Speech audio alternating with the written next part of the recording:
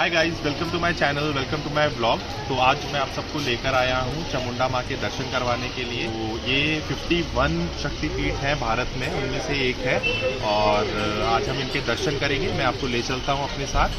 तो मेरे पीछे आप देख सकते हैं ये प्रवेश द्वार है, यहाँ से हम अंदर जाएंगे, माँ के दर्शन करेंगे।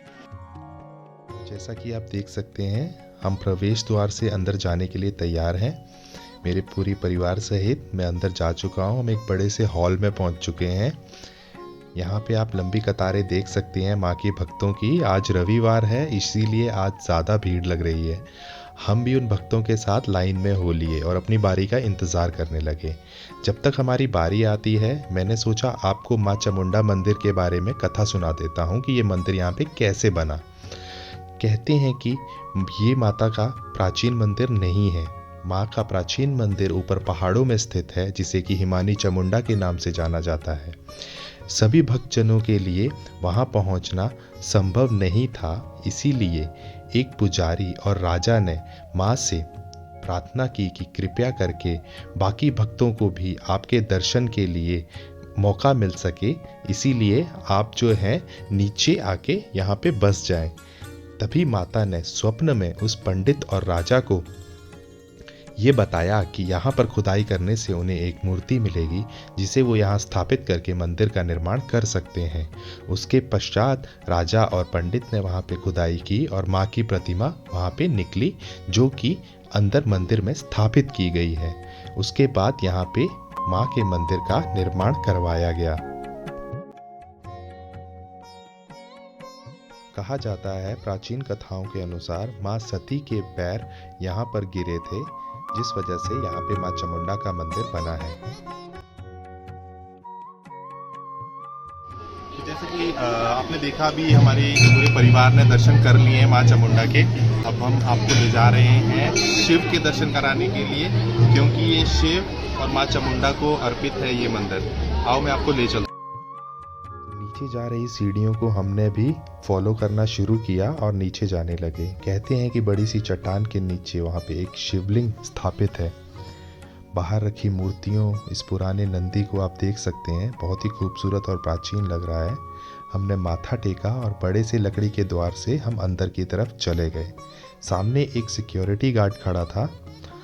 बड़ा सा लकड़ी का दरवाज़ा आप देख सकते हैं, जो प्रवेश द्वार है। बाहर दो नंदी बैठे हुए हैं, जिनके कान में मेरे परिवार वालों ने कुछ कहा। कहते हैं कि नंदी के कान में कहने से वो मन्नत पूरी हो जाती है। सामने जो आप बड़ी सी चट्टान देख रहे हैं, जिस पे लाइटें टिमटिमा रही हैं, उसी के नीचे शिवलिंग स्थापित है। कान्हा ने भी घंटी बजाई और हम आगे बढ़ गए। देख सकते हैं कि वहाँ पुजारी बैठे हुए हैं और उसके पास ही में एक शिवलिंग है, जिसके ऊपर ये चट्टान खड़ी है। हम सब ने वहाँ पे माथा टेका, भगवान के दर्शन किए और हम बाहर आ गए। बाहर आके हमने पत्थरों का एक घर बनाया और मन्नत मांगी। भगवान के मंदिर के सामने ही एक शमशान घाट स्थित है। वहाँ पे एक शव को मुक्ति मिल रही थी। वो परमात्मा में मिलन के लिए तैयार हो रहा था। आप देख सकते हैं कि उसे अग्नि ग्रहण हो चुकी थी। फिर हम आगे बढ़ लिए। वहाँ खूबसूरत माँ की प्रतिमाओं को देखा। हनुमान जी की मूर्ति के सामने मैंने और कान्हा ने फ़ोटो खिंचवाई और हम आगे बढ़ गए एक लाल से द्वार की तरफ। हमारा पूरा परिवार उस लाल द्वार से नीचे की तरफ जाने लगा, एक बड़े से तालाब की तरफ। आप देख सकते हैं तालाब काफ़ी सुंदर लग रहा है। बीच में शिव की प्रतिमा मौजूद है। उसके चारों तरफ बैठने के लिए बेंच बने हुए हैं, जहाँ पे श्रद्धालु मौज मस्ती कर रहे थे और बनेर खट के मज़े ले रहे थे। जब तक कि हमारा परिवार वहाँ पे मज़े कर रहा था, मैं आपको माँ चामुंडा की कथा सुना देता हूँ। माँ चामुंडा का नाम चामुंडा क्यों पड़ा?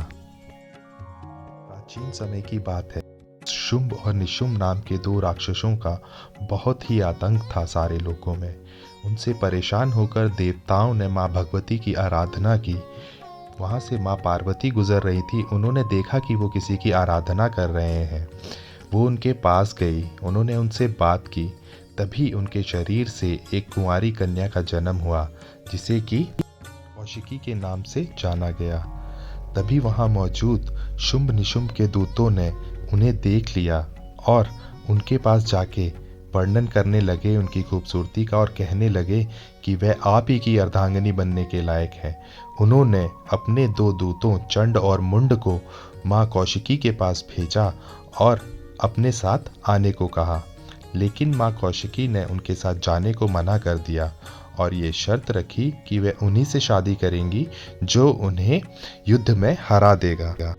ये सुनकर शुंभ निशुंभ को बहुत गुस्सा आया और उन्होंने चंड मुंड को आदेश दिया कि वे उन्हें बालों से घसीटते हुए उनके पास लेकर आएं। तभी माँ कौशिकी के अंदर से माँ काली प्रकट हुई और उन्होंने चंड मुंड नामक राक्षसों का वध कर दिया। तभी से माँ को चामुंडा के नाम से जाना जाने लगा। इस मंदिर को नंदिकेश्वर धाम भी कहा जाता है क्योंकि ये शिव भगवान को समर्पित है। कहा जाता है चंड मुंड को मारने के बाद जब माँ का गुस्सा शांत नहीं हुआ तब वह रोज एक जिंदा इंसान की बलि लेने लगी।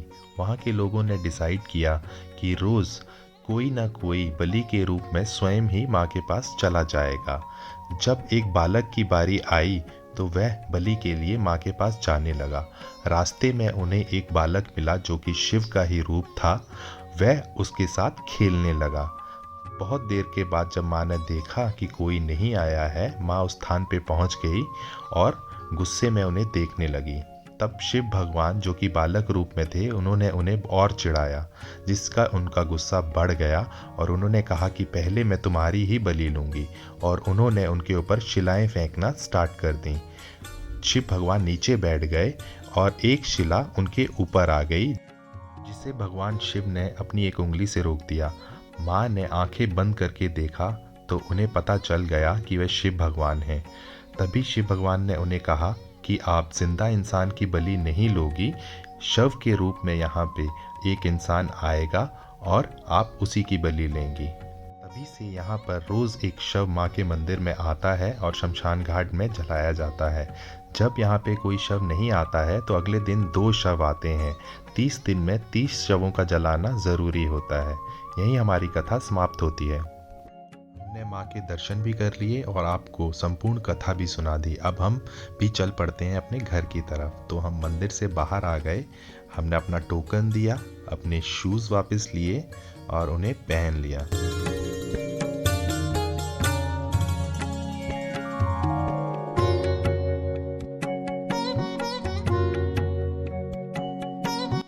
दर्शन के बाद जब हम बाहर पहुंचे तो वहाँ लगे झूलों की तरफ हमारे पैर खुद ब खुद मुड़ गए। वहाँ पे कुछ गेम्स भी थी जिसका हमने अपने पूरे परिवार के साथ लुत्फ़ उठाया, जिनमें से कि आप देख सकते हैं कि रिंग्स वाली गेम के लिए मैंने 50 रुपीज़ दिए और उन्हें ट्राई करने लगा और मैंने अपना पहला शिकार बनाना चाहा 200 रुपये के नोट को, जिसमें कि मैं मिस कर गया। फिर मैंने 100 की तरफ अपना निशाना लगाया, लेकिन मैं सिर्फ एक बिस्कुट ही जीत पाया। उसके बाद हम अगली गेम की तरफ बढ़ गए जिसमें कि हमें कुछ बॉल्स फेंकनी थी जिनका टोटल निकलने पे हमें प्राइज़ मिलना था। तो मैंने ट्राई किया, मैंने कुछ बॉल्स को फेंका और मेरा टोटल उनमें से किसी नंबर के साथ मैच नहीं किया और यहाँ भी मैं 50 रुपये हार गया। उसके बाद हम आगे गए और हमने ट्राई की अगली गेम, और जिसमें कि मैं माँ की कृपा से जीतने लगा और मैं लगभग 600 रुपये जीत गया। कुछ पैसे जीतने के बाद हम आगे गए। उन्हीं पैसों से हमने कुछ झूले झूले और कान्हा को हमने ट्रेन में बिठा दिया, जिससे कि वह उठना ही नहीं चाह रहा था। उसे भी हमारी तरह यही लग रहा होगा कि काश ये वक्त यहीं थम जाए और हम ऐसे ही मज़े करते रहें। उम्मीद करता हूँ आपको मेरा ये व्लॉग पसंद आया होगा। अगर आपको मेरा व्लॉग पसंद आया तो प्लीज़ इसे लाइक करें, शेयर करें, मेरे चैनल को सब्सक्राइब करें। Thank you. जय माता दी।